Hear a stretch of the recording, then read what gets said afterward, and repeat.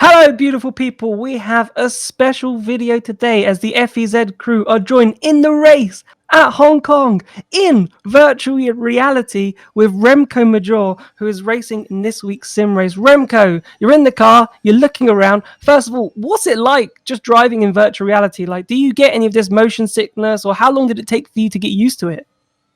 Well, I've been using virtual reality for around 2 years now, and I'm about to upgrade as Gunther is joining the session as well, and Robin Freinge is joining the session. So I'm right now on the practice session, where everyone just practices for the race and stuff. But for Formula E and stuff, virtual reality, if you're used to it, you're not getting motion sick anymore. The advantages are you can look around, as I can look at Roland's car right now, which is standing alongside me in the pit box. You can look down at your settings in the steering wheel. You can look up at my heads-up display, where all the information is about lap times, what lap it is, the position you're in, even energy uses per lap is getting calculated if they would use that. On the right bottom, I can just look at my tire temperatures and if I have damage or not, and tire wear, and that's all around me, and it's not like on one screen which just comes in front of you when you're trying like to make a turn or whatever, because you can also look into turns and that kind of stuff, and so it's a big advantage. Also the 3D aspect, so you can see, well, you can't see, but I can see how far away is Roland. On the 2D screen, probably that this pit box looks like really close to my left front end, but I can just look and I see there's like a meter of space in between there. So those are the advantages. It definitely has its advantages. Obviously, I'll let you get onto the track. And joining me in this video is the remaining crew of the FEZ crew. We've got Ed Hunter, who can also ask some questions, and Jack Pickering. So, boys, it looks absolutely amazing, especially seeing it in VR, and it looks like it's so real. And obviously, the graphics are holding up pretty well. Remco, obviously, you're coming up now to the first corner, the hairpin. Like, this is quite a challenging corner. Yeah, because you can shift down in gear. And it's a hairpin, very slow one. You can shift it down, so you brake on the rear end a lot more. That means you can turn the car a little bit more, as I'm probably braking a little bit too late. But but like if you shift down to first gear, you can just turn in the car a little bit better. It's not understeering by then.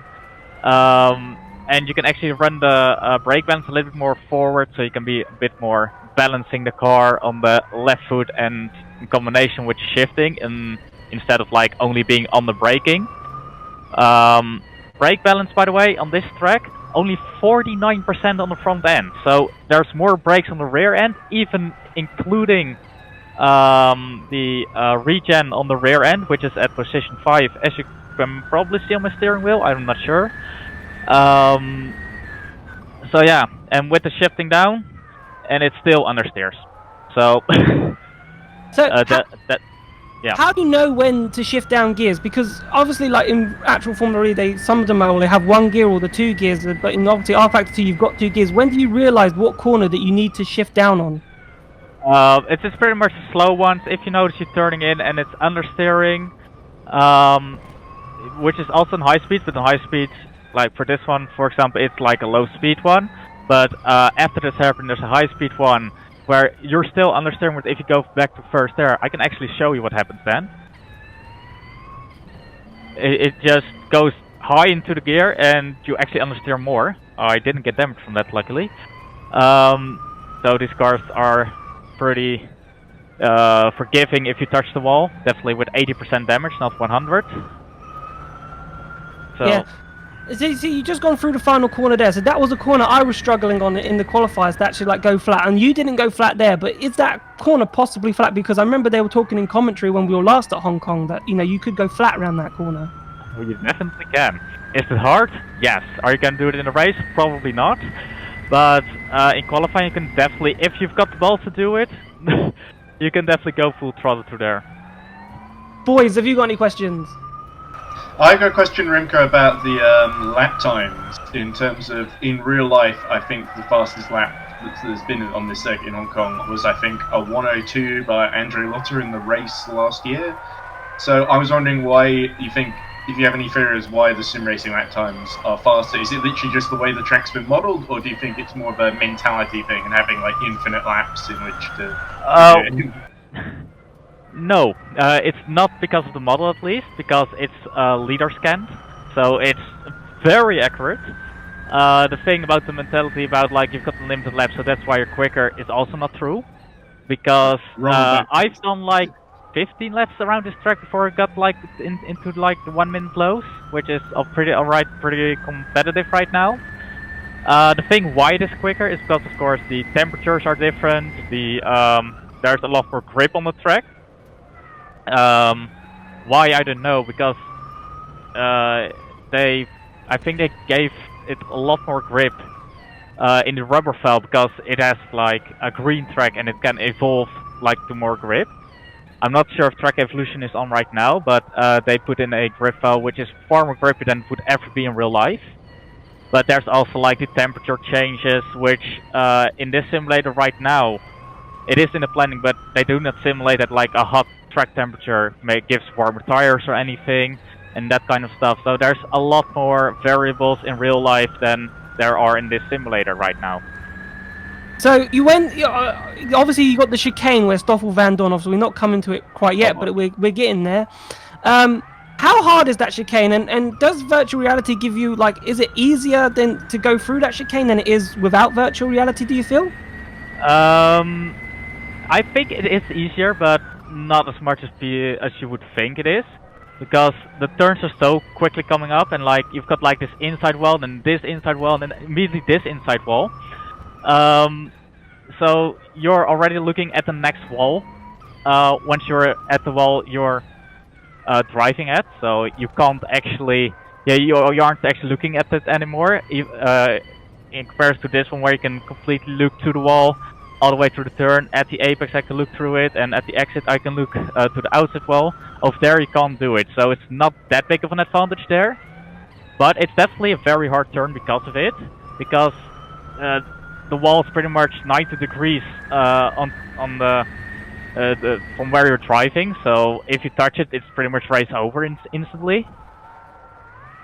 So then obviously the two corners, so you had the hairpin, which were obviously after that, which is quite sharp, and then you've got those two really fast left-hand corners. Now the Formula E car is really tricky in terms of managing the understeer and the oversteer. Like it really flicks out, like it's sort of doing that corner. How do you control the slide and control the car effectively?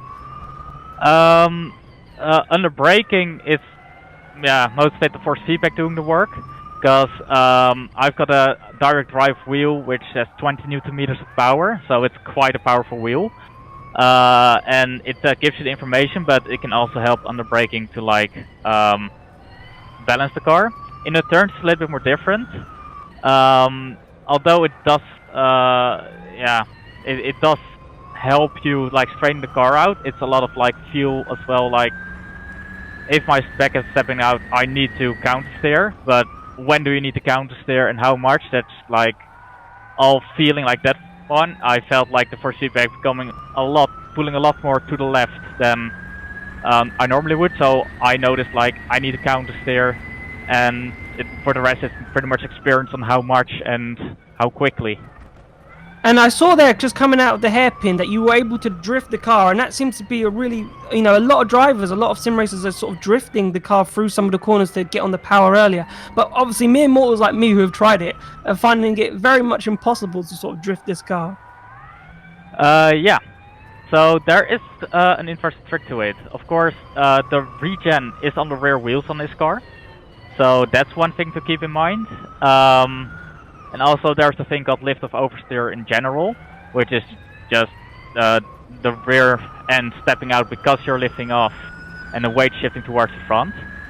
So how I'm doing it is pretty much I shift down pretty quickly, then I steer in, and then I let go of the brakes actually, and that's the moment it should step out, which it didn't there for some reason. Probably because I understeered a little bit too much. But it's like the moment you let go of the brakes and it starts regenerating on the rear end, where the rear end really wants to step out, and that's something we use to our advantage. Excellent. Boys, any questions before we sort of wrap up? Well, from me, I was just thinking, Remco, could you just take us round like a lap whilst you're driving around? If you could just take us round a lap of the Hong Kong circuit. I sure can. I'll go to the start finish then, and then start a lap. But here I'm gonna start my lap. So for the last turn, you want to take as much speed as possible, so take a wider line into it. I shouldn't have lifted off there, but I still did.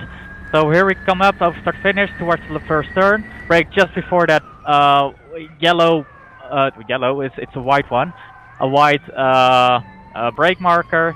You turn in, just do the like rear end locking up a little bit so you can get around. Here after, like at around 75 meters, it's braking, balancing the car to the right, wall sticking out a little bit there. Then we go through this chicane, very close to the wall there. I scraped a little bit. Then it's this twisty bit, very small here, and very close to the wall as well, because that's pretty much how Formula E tracks are. Then we've got a very few straights, and then we just have a double left-hander where it's a little bit higher speed. Watch out for the inside wall because it's really pointy because it's not rounded.